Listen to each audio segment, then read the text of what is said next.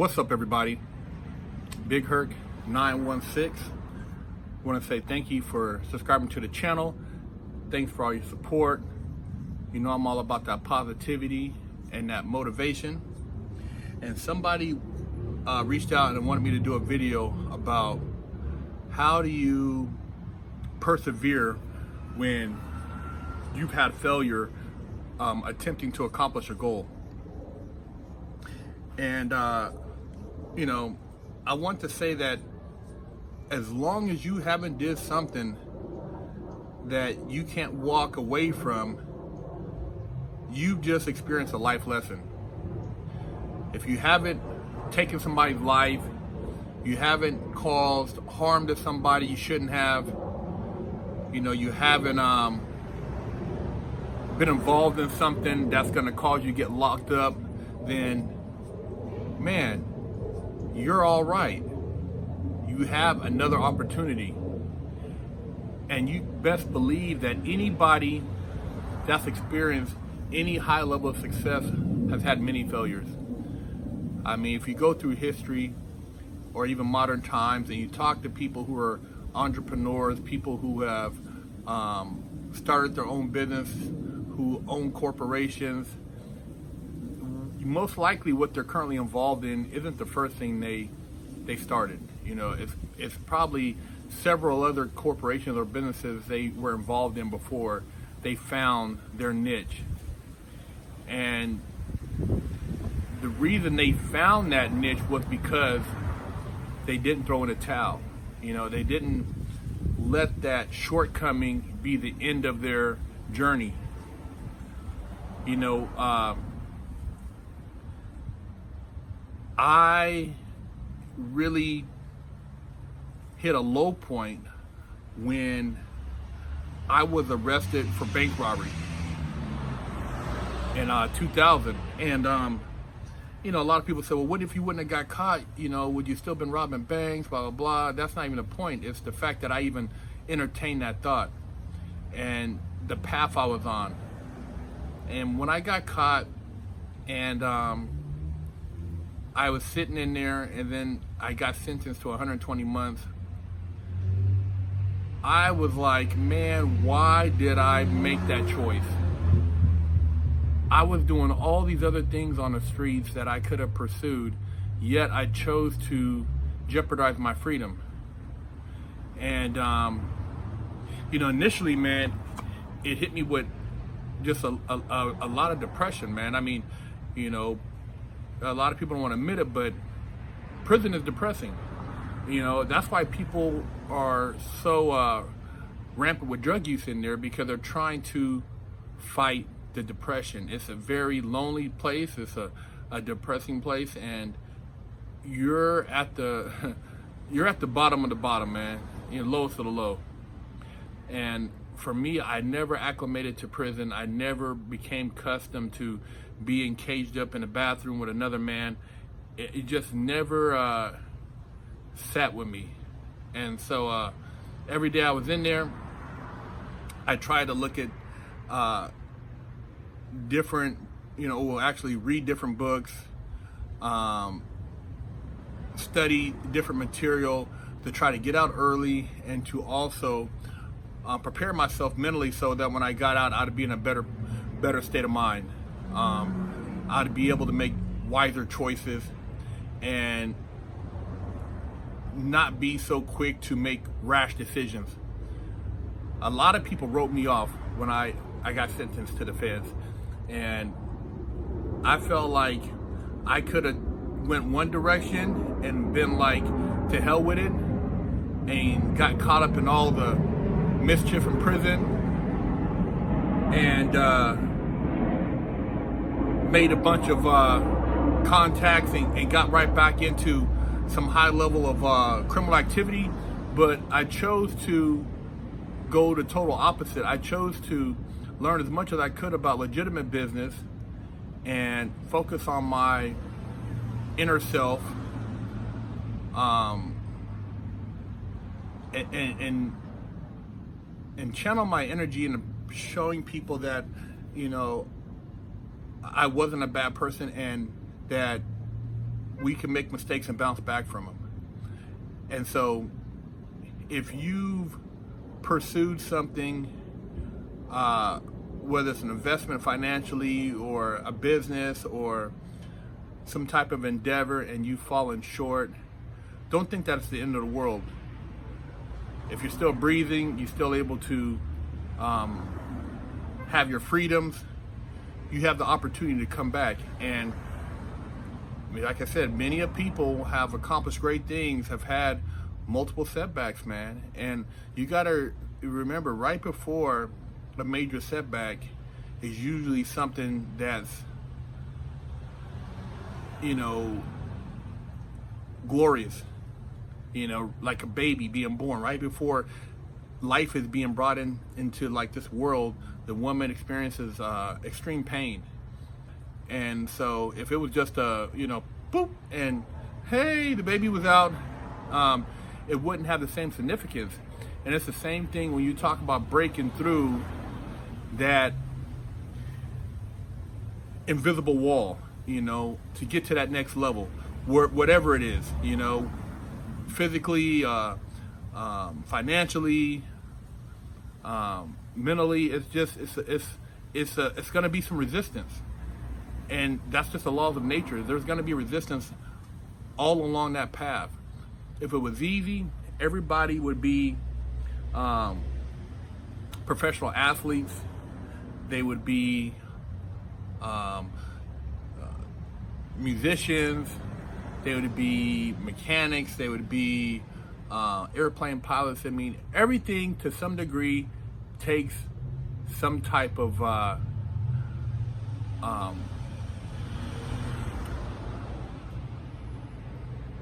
focus and dedication.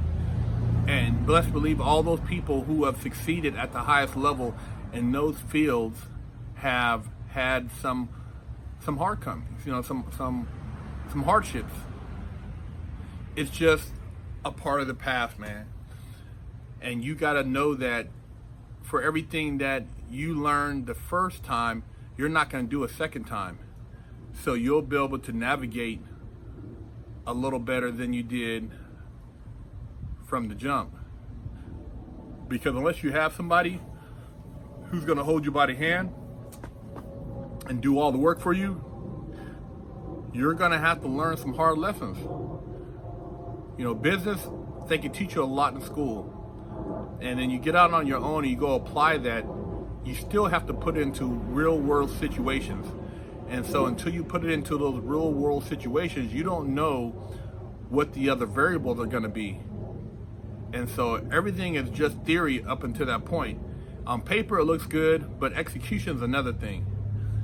And I've seen people who have no really business education, and they've had some of the most successful businesses I've seen. But they were dedicated. They were really purposeful in their actions, and they put in the work. You got to put in the time. I've heard of people basically sleeping in their offices and working 16-hour days to accomplish a task, whether it's developing an app or writing some type of program, or athletes who are training 6 hours a day, and you don't even know if that training for 6 hours, if it's going to equal anything until you put yourself in competition. And so as long as you're in the game and you're playing, you're not on the sideline with your pom-poms and you're holding the water bottle, then you're actually making forward progress. And that's how you got to kind of look at it. I know, for me, when I was down, going to the library every day, knowing that I was in the know on what's going on as far as legal wise, it made me feel like I was in play. So if there was something that came about that would let people get out early, I would be one of the first people to hear about it. And that's how you got to look at it when you're on the street. If you're networking, you're going to functions, you're going to meet and greets, you're going to meetups, social events, and when something pops off, you're going to have an ear to the street. You're going to be able to act on it, and you're going to be able to capitalize on that situation. And everything's a life lesson. The people that you think that have just had an easy ride into the sunset, man, you got to hear their backstory. A lot of times they don't tell you about all the little things that they did that went wrong. And there's a lot of things. There's a lot of people that once you get their story, you realize, wow, man, this guy really earned where he's at. And it takes a certain mentality. If it was easy for everybody to be a multi-millionaire, billionaire, it'd be the opposite of 1% to 99. It'd be 90 to 10, or 80 to 20, or 40 to 60. It's not near that. It's more like 99 to, or let's say 97 to 3.5 or something like that, or 96.5 to 3.5 or something. It's the very obscure numbers of people who are very, very wealthy, and I'm talking about like that have an excess of $3 to $5 million in cash, compared to people who are living on the brink of poverty. People who are barely able to pay their bills.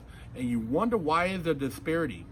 Well, you can't have great reward without great risk. It doesn't matter if you're somebody living in a foreign country, and you look like you feel that you're living in total despair, but you can find gold anywhere. There's always something around you that is worth something. You just got to know how to monetize it. You could be sitting on trash and figure out a way to turn that trash into art. You could have old clothing around you and figure out how to turn that into a vintage store, or disregarded car parts, and you start an eBay store. There's all kind of things.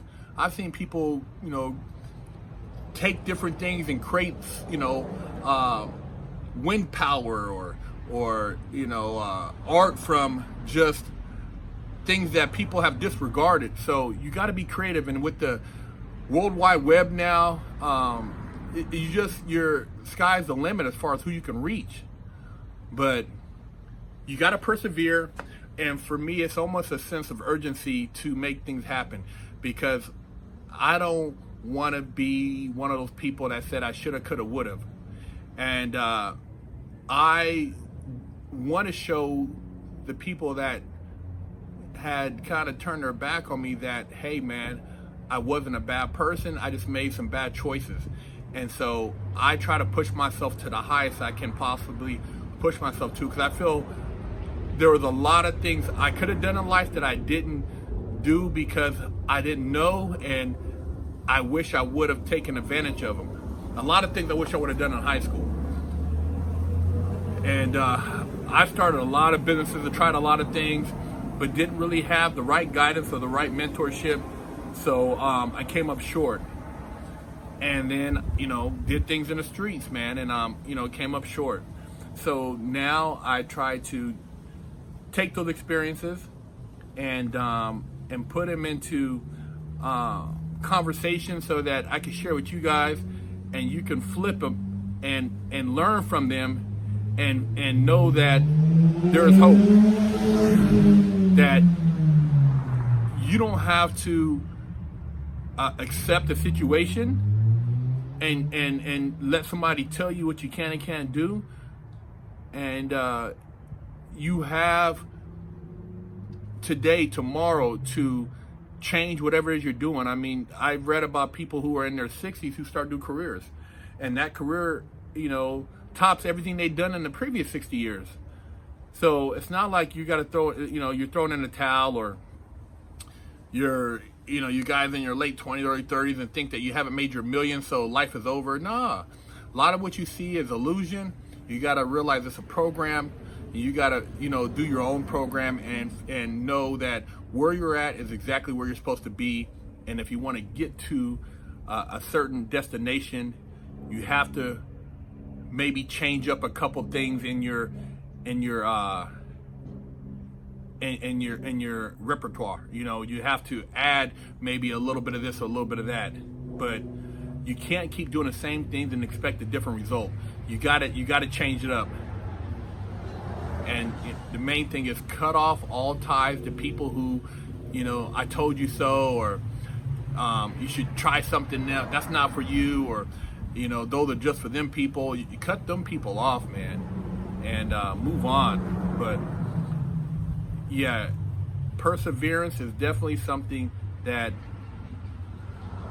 those who are strong at heart will recognize in this video. And a lot of you who are maybe on the brink of like throwing in a towel, hopefully you'll pick that towel back up and go a couple more rounds, because throwing in the towel, you might have just been one step away from what it was you were trying to initially achieve. And success could be right around the corner. Stay focused, be about your hustle. Big Herc 916, man.